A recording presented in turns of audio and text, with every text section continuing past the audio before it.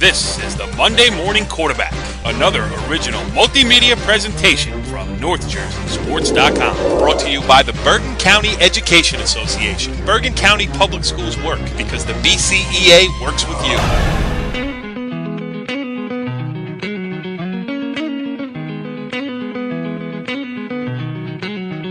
Back on the Monday Morning Quarterback, NorthJerseySports.com's original multimedia series talking all things North Jersey football. We have got an interesting show this week, the debut edition of Monday Morning Quarterback, simply because, well, the games are back on. And after a summer of discontent around NorthJerseySports.com, we are doing this show from our alternate world headquarters somewhere just north of the border of actually Bergen County. So it's an out-of-state edition of an in-state show. I am Corey Doviak.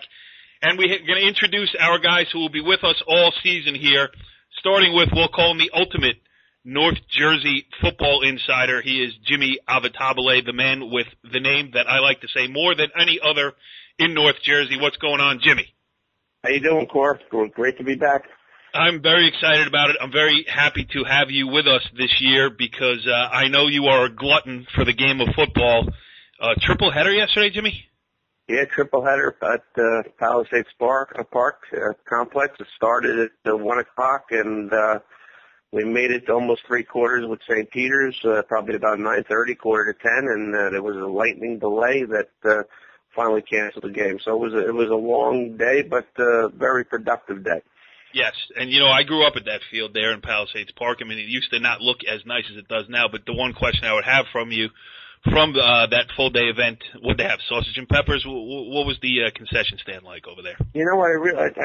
We were having such a good time talking. Me, Brandon, Jimmy Cavallo, with Mike Quick, and the regulars on the sideline. I don't even think we made it over there. During the course of the day. That's how into football we were yesterday. Well, football is back, and the Brandon you mentioned, Brandon Gregory, here to join us once again this season. What's up, Brandon? How you doing, Corey? How you doing, Jimmy? Everything's good, and how's your technology situation over there? You want to give us a little rundown? Yeah, I'm going to get it done. I got all these beautiful things, like I set up. I got a nice Mac computer, a nice little table, and all these things to be part of the 21st century. Now I just got to get myself to catch up and know how to fix everything. But it'll get done. I'll have everything up and running within the next day, and I'll be part of NorthJerseySports.com. Yes. Internet technology, as they say. Yeah, well, we set the internet back 100 years over here at NorthJerseySports.com. We do everything backwards, and everything takes for technology is supposed to make your life easier. Since I have gotten involved with wires and screens and everything else, I am running around in perpetual state of annoyance. But one thing that is not annoying is the start of the football season. It's just good to be back. Games were played. This was 0 week. And we'll talk about some of the games. I mean, I was out Friday night. I saw most of Riverdale's big win over Teaneck. We could talk about that a little bit. The games that you guys were at on Saturday in Palisades Park. And I think probably we should start the show by saying a note to Maryland. Stop playing North Jersey teams. Jimmy, you being a part of the parochial community over there as an employee at Paramus Catholic High School, I mean, New Jersey football, you want to talk about on a national level, certainly is competing for its size with everybody out there. People are coming to Jersey and leaving with their tail between their legs a little bit. Yeah, it just mentions, how strong the parochial football is in North Jersey, especially the Big North Conference, the United Division. Big wins this weekend, Paramus Catholic, Bergen Catholic, and Don Bosco over a nationally ranked opponent, St. Joe's Prep. So certainly it shows the strength of North Jersey football. Yeah, and let's talk about those teams a little bit. We can give them, they'll be in the conversation all year long, obviously, because they are the bell cows of North Jersey football, but we like to involve the publics a lot here on the show, too. But this week it was mainly parochial school stuff. So, I mean, I'll put you on the spot, Jimmy, first time all season. Who's the big boy? Paramus Catholic, the defending champion, Don Bosco Prep, Bergen Catholic. What have you seen so far from the three of them? And, throw DePaul, throw St. Peter's Prep in there. Who's the best team in North Jersey here? If I had a pick right now, I would say Bosco and Peters at the top of the mountain, probably even Paramus Catholic, maybe a half a step away. Joe's right behind there, and Bergen there, and probably put the ball between, with St. Joe's probably fourth. It's just incredibly competitive with a lot of outstanding players. And, me and Brandon were talking about the talent we saw yesterday, especially from the quarterback position. It was just a fun thing to watch. Yeah, Brand. I mean, you give us some reaction. I wasn't there yesterday. Talk about some of the things you saw there specifically, maybe some of the guys or teams that interested you and impressed you. Well, it was nice to see the growth and development of the Bergen Catholic quarterback, D'Antonio. He played well. He just has to learn to keep his head a little bit cooler. But he's good. He's a lot better understanding of the game, a little bit more calmer under pressure, and the game is starting to slow down for him. So that was good to see.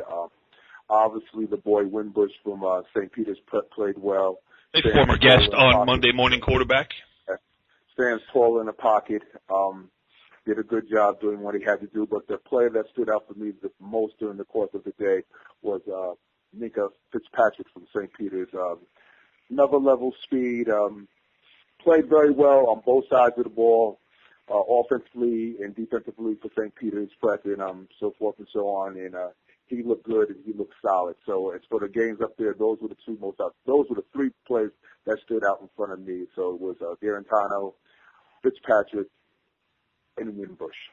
How about you, Jimmy? Anybody missing? I mean, those are the three big ones. But how about some other guys? Those are the three big ones. Obviously, Mika Fitzpatrick to me was the best player we saw all day. Incredible balance, very versatile. Can play wide out, can play running back, corner, safety. Big time speed. If you're not going to Alabama if you can run, and he can certainly run. But I was impressed by his balance. Being hit, not going down. Just he's close as you're going to get to this year as far as Jabril Peppers is concerned. But I also want to mention the quarterback for LaSalle going to Vanderbilt, Kyle Shermer, threw for 368 yards yesterday, 4 touchdowns against Bergen. Just knew the game, put the ball where it had to be put every time. And, he unfortunately lost, but, he was 22 of 35 for 360 and 4 touchdowns. So, Vanderbilt's getting a good one. Vanderbilt needs a good one. Tough start to the season. And speaking of Bergen Catholic quarterbacks, we should mention, too, that Tanner McAvoy, the former BC quarterback, got his first win as a starter at Wisconsin. I mean, played great last week against LSU, and then this week came back and get his first win. So good to see the North Jersey kids go on and be successful at the next level. No question. Simmons at Rutgers, receiver from Bergen, Hamilton from Don Bosco, Leonte Carew wide out. So we're starting to see a lot of kids from 3 or 4 years ago when the big North parochials started to explode. Shoemate from Don Bosco at Notre Dame last night. You're starting to see those kids really get it done at the college level. I was flipping back and forth. That Notre Dame game got away early. Did the kid Trumbetti from Demarest play? I believe he did. I think he's in their rotation, So he played. I know he played in the first game, Corey and Jimmy. He played well, and he's going to be a player too, So you're not going to enroll at Notre Dame early, not getting the opportunity to play. So he's in their rotation and he's learning the game, and he's going to be a force to reckon with the next couple of years down at Notre Dame. So North Jersey football, definitely in the area up here, is stand out. We'll get some good ball players that we're going to be able to see on the national TV. Yep. And one of the side things to that type of conversation when you talk about Trumbetti, and Jimmy, you and I have spoken about this on various sidelines across North Jersey over the years, is, you mentioned the explosion of Big North parochial football. Kid like Trumbetti stayed at Demarest. I don't want to say they didn't have any success, but, Demarest not known as, a perennial powerhouse in public school, high school football in Bergen County. Kid stayed home. Kid got to Notre Dame. Kid's in the rotation. I mean, does that say something about, maybe not having to go to one of the big ones to, be noticed? Yeah, I think the biggest misconception now is if you don't play with one of the big five, you're not going to be able to play Division I football. And I think the parents believe it. People are BSing them into believing that. And listen, if you're a good enough player, they're going to find you. Yeah. Brandon and I mentioned, Manny Atia from Lodi yesterday. We saw him on the Bergen Catholic sideline. He was, pretty much swayed into believing that if he was going to play Division I football, he would have to play at that level. And it's a very, very tough thing for the public schools to cultivate the talent, and the next thing you know, they walk out your door. It's a very tough thing.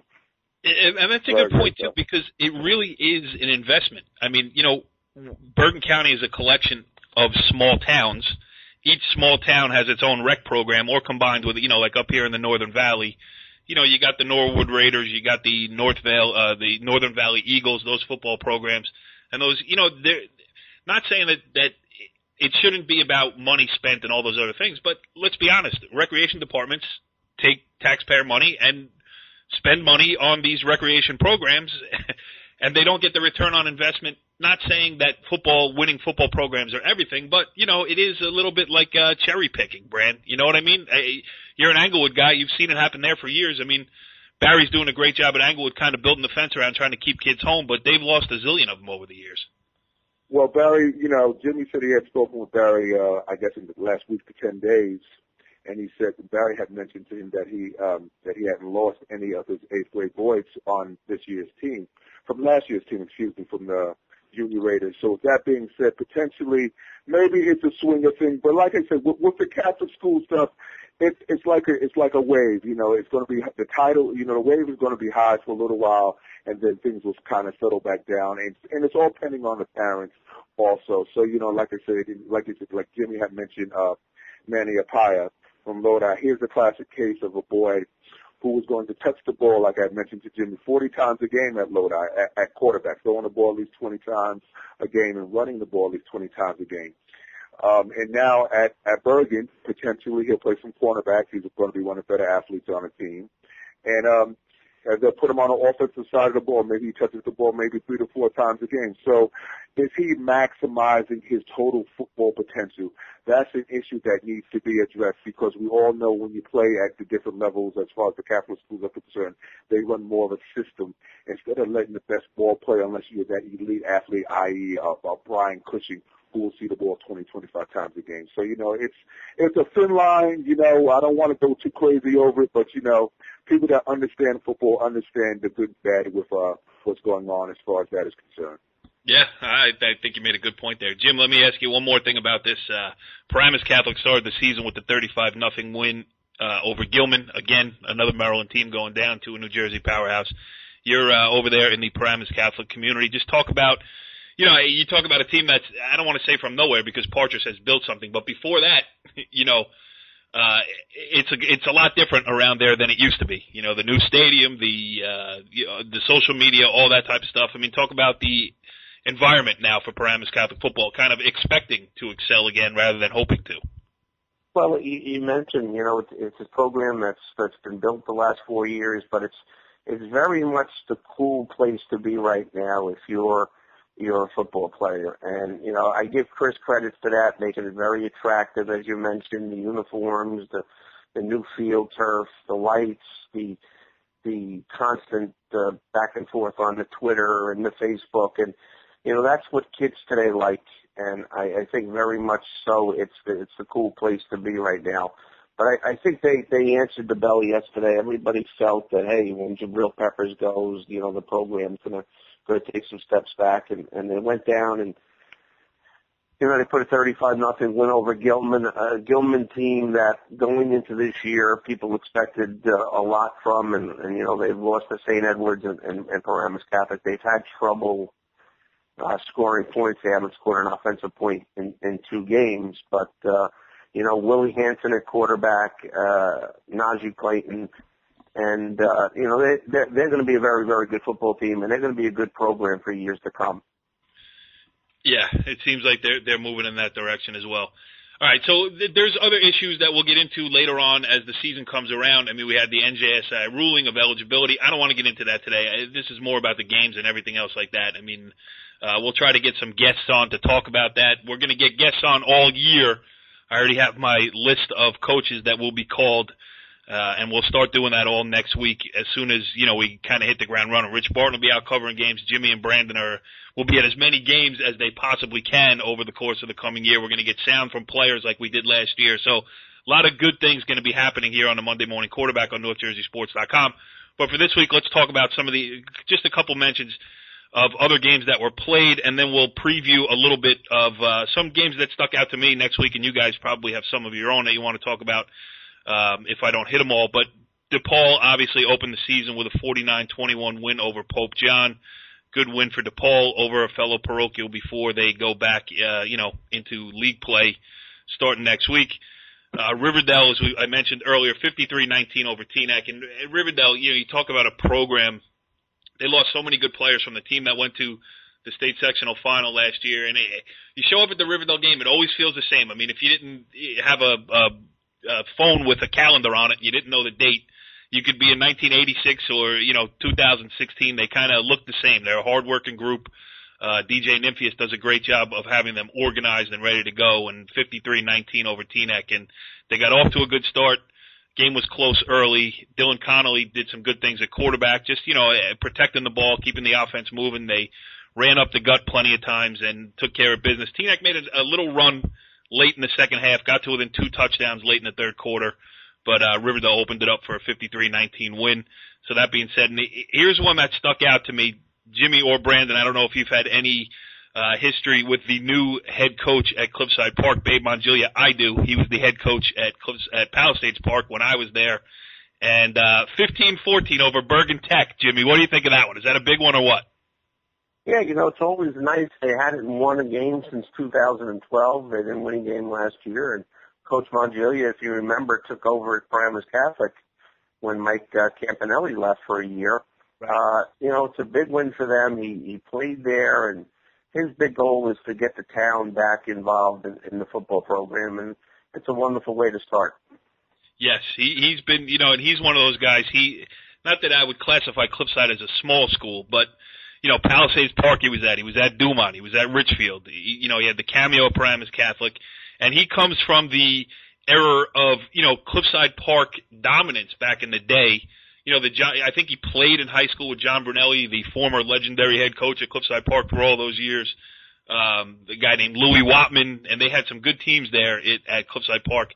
I guess that was the late 60s or maybe late 60s, mid-60s. And now he's back at his alma mater. And Brand, that's good too, because we talk about it all the time. Like on the basketball side, I think Bergen County is better when Hackensack is good, when Teaneck is good, when those traditional powerhouses are good. And I think in football for a team like Cliffside to take, I don't want to make more of a 15-14 win over Bergen Tech than is really there, but it does say in the ledger that Cliffside Park is 1-0. Yes, most definitely. And also Babe coached at Dwight Morrow. That's right.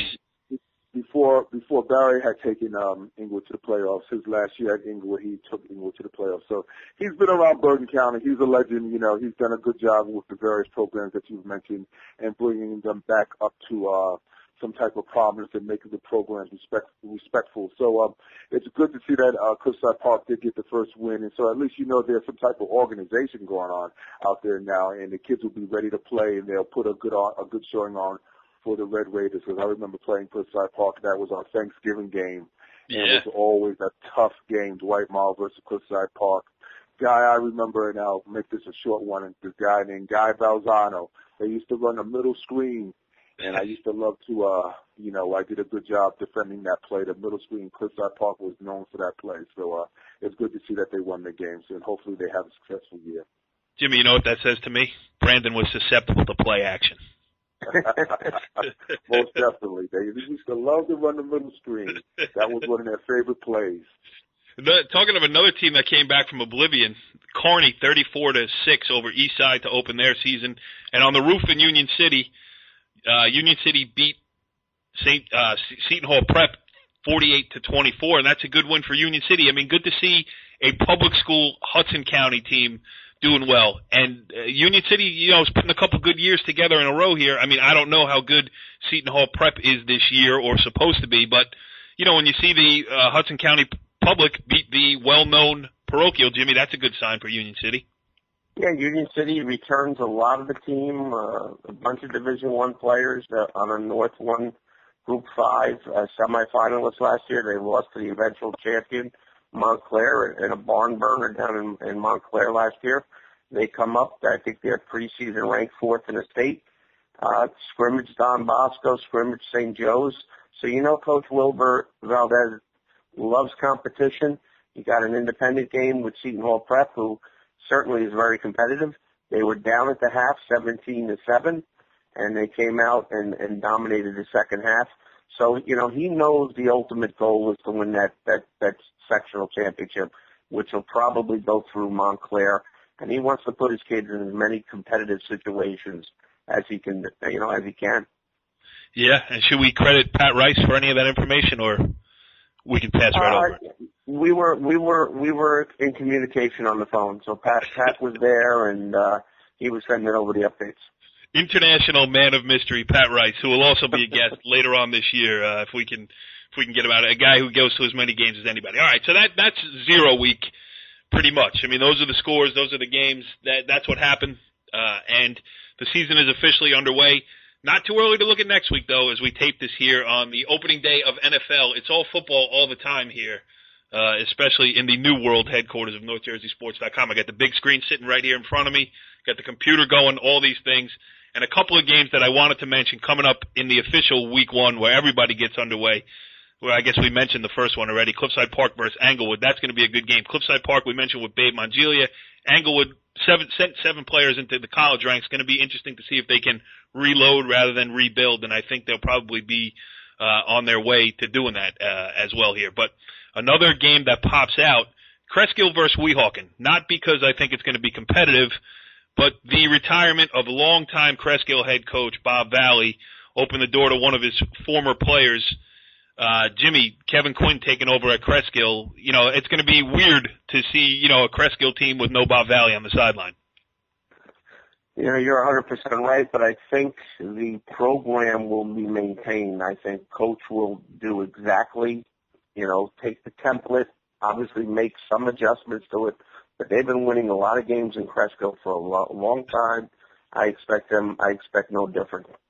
Yeah, Brandon, I don't know if you've ever had any contact with Bob Valley, the former head coach there, but it's good to see new blood come in, and it's good to see new ideas and all that stuff. But every time one of these guys steps off the scene, like in baseball last year with Bob Karsich and Butch Savidio exiting, and now Frank Salvano making the announcement that he's not going to be there too. Those are Bergen County gems, and it's hard to replace guys like that. Brandon, any thoughts on Cresskill? Well, something like you had mentioned, Cresskill has always been consistent football for a small Group 1 school, and Coach Valley has done a good job there. And also another coach that moved on is Tony Gonzalez from Richfield Park. So there's quite a few intriguing stories that are happening around the Bergen County area this year with new blood and assistants taking over. So it's going to be interesting, like you said, Corey. But like you said, like everything, it doesn't wait for anyone, and times move on, and people and places change. So that's the whole.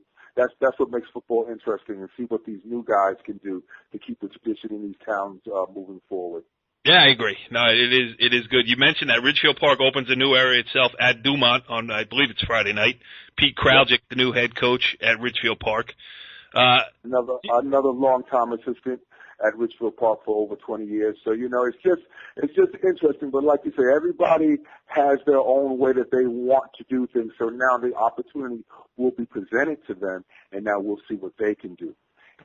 Yeah, no, I'm looking forward to it too. That's one of the games on my list to go cover on Friday night. But I think where I am headed, and not because I'm a homer, but if anybody knows me, listens to these shows, they know I went to both Palisades Park High School and Leonia High School.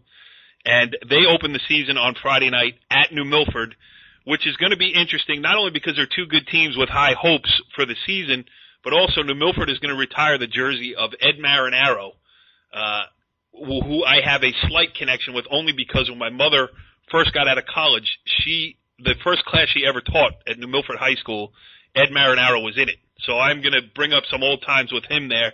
And those are the games I love to cover, Jimmy. Those, small school, Friday night lights, play with who you got and see what happens, and Pal Park Dave Schumann has put Pal Park / Leonia back on the map after a long hiatus from competitive and football around there for a long time. The Milford's been a consistent winner, especially under Billy Wild there. They've done a great job. So, that kind of game is one that I'm looking forward to on Friday night.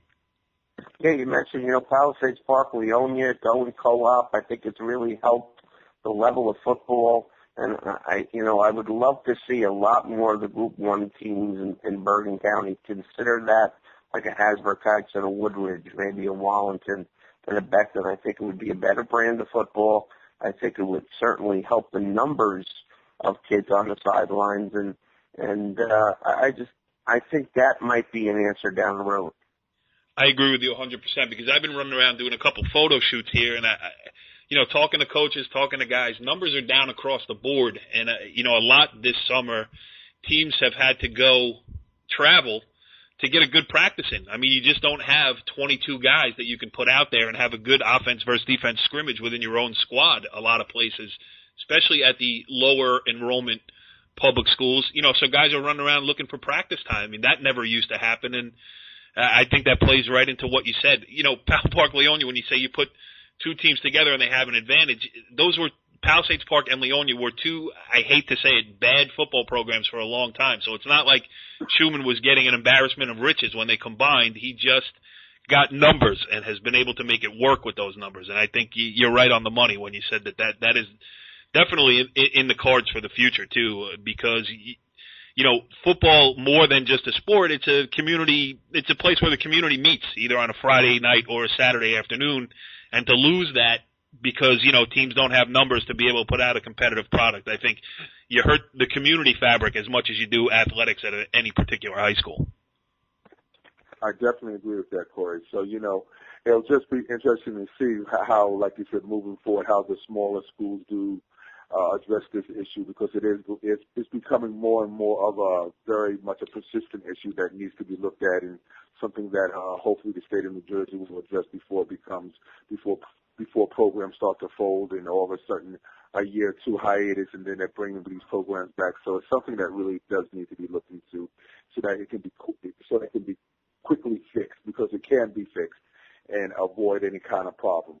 Yep, I agree. All right, a couple more games I want to look at, and obviously, an early season, Bergen Catholic at St. Peter's Prep at Caven Point. Jimmy, that's going to answer a lot of questions in week 1 of the season, the official week 1 of the season. You mentioned Bergen Catholic. Big win for Coach Campanelli yesterday after a 2-7 season. Offensively, they look very good. They can throw it around. They were able to run the ball yesterday. The question is against St. Peter's, will Corey Russo be able to run the football, and will they be able to protect Jarrett Garantano?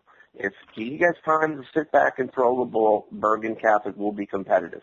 On the defensive side of the ball, Bergen Catholic will go in there with a big deficit athletically against St. Peter's. St. Peter's is by far the fastest team probably in New Jersey. That's saying a lot. Yeah. And St. Peter's is kind of, they broke through the one year when they had Will Hill and they did all, and they've been right on the cusp for so many years after that. I mean, great success for Richie Hansen down there. But it's just, hoisting trophies, you almost feel like they're due this year. And it's going to be interesting because Bergen Catholic, like you said, coming off the bad season, we're going to see early if they're on that level. The next one, Don Bosco Prep against St. Thomas Aquinas of Florida at Mikey Stadium.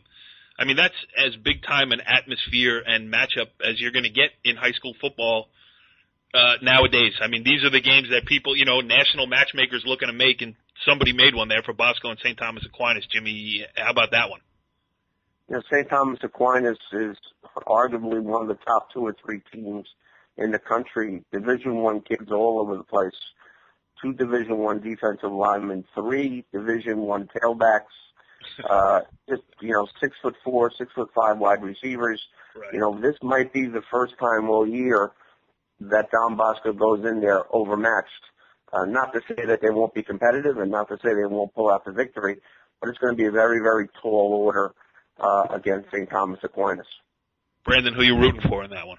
Well, I always want North Jersey to win. And the conversation Jimmy and I were having yesterday at Palisades Park, Corey, was it's hard to beat a coach-told team. If St. Thomas Aquinas does win that game, it won't be behind the fact that Don Bosco is not prepared. I can guarantee you the kids will be conditioned for that game. He will have them run. He's had them running so that when they get down, when the game is up at West Point, it's not going to be an issue. Don Bosco will be able to run to the ball. There will be an aggressive game, and they will be prepared. But I think the key factor to the game is that, they have a new quarterback up at Bosco, Wesley McCoy, who transferred from England back up to Don Bosco to play. And like Jimmy and I had mentioned, it's not going to be so much of the big plays that he makes. It's just so much how he manages the game to keep Don Bosco within the game so that if it does come down to a field goal or something that Bosco needs to do, that they're close and Toll can do what they do. The Don Bosco teams have done in the past, and they normally figure out a way to win those games when they're close games. And that's one of the big things that I enjoy about watching his teams play football. Yeah, it should be definitely an interesting game, no doubt about that. And the last one I wanted to mention, DePaul against Pascack Valley. Now, DePaul opened up with a big, win over a Sussex County parochial. Now, Pascack Valley, the long-awaited state sectional championship last year. 2 years ago they had that huge crop of seniors, got close, didn't get through. No one expected it last year. Then they finally break through.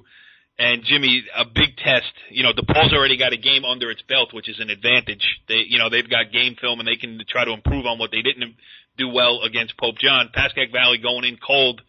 How about that? I mean, it's almost like the standard barrier of North Jersey public school program going to take on a parochial who has moved up the ranks a little bit. You think PV has a shot there?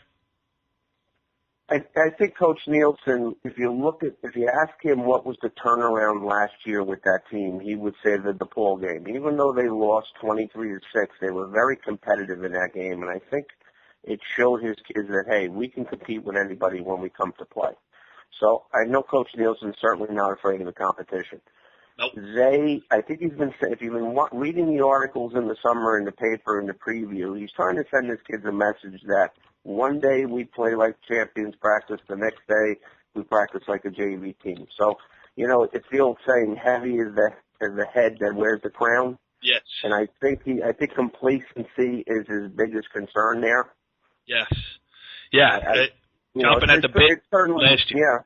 Yeah, it's certainly going to be a tall order. DePaul has some of the most talented players in New Jersey. Walker, Ryan Adzema, transfer from Wallington, quarterback, and the list goes on and on and on. So, it will be a tough game, but, you want to compete, and in that type of game, it'll expose your weaknesses and it'll give you something to work on down the line. Yeah. Definitely. Yeah, we got a lot of good stories coming up for week one here. It's going to be interesting to see how it all plays out. Like I mentioned, this season here on Monday Morning Quarterback, we're going to get coaches on. We're going to get kids on. We're going to get sound. We're going to get, we'll call them local experts, guys from around North Jersey who go out and watch games. We'll bring everybody on here, and we'll talk about football from week one like we did today all the way through when we're all probably freezing in Giants or MetLife Stadium there for the last game of the year sometime in December. So it's going to be good. I'm happy to have the cast that we have here with Brandon Gregory and Jim Avitabile.